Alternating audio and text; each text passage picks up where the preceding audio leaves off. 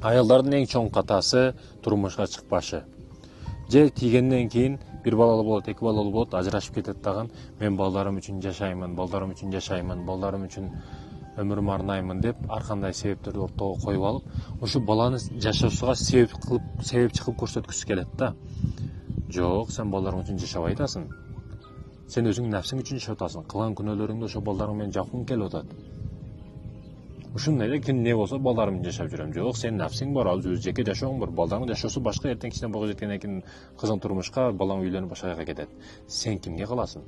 Аялдардын, ажырашкан аялдардын эң көп өкүнгөн нерсеси не десеңиз, убактыраак ушу ажырашкандан кийин да башка бирөөгө тийип көбүрөөк балалуу болбогон экенмин. Мындай болгондо андай болот эле, мындай болгондо андай болот эле деп расчетун алып өкүнүп калат да. Себепти коркконмун дейт. Эркектерге ишенбей калганмын дейт. Бир эркекке тийгенден кийин баягы айранды ичип, сүтү дагы үйлөп ичемин деп, ушундай маселелерди кылгысы келет. Жок, таптакыр туура эмес маселе. Сиз тийишиңиз керек, эрге тийишиңиз керек, көбөйүшүңүз керек.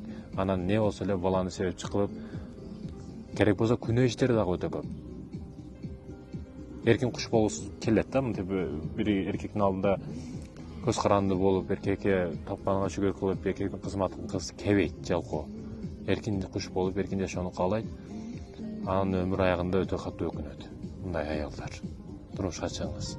Аялдын бакыты ошо күйөөсү менен, балдардын алдында болот.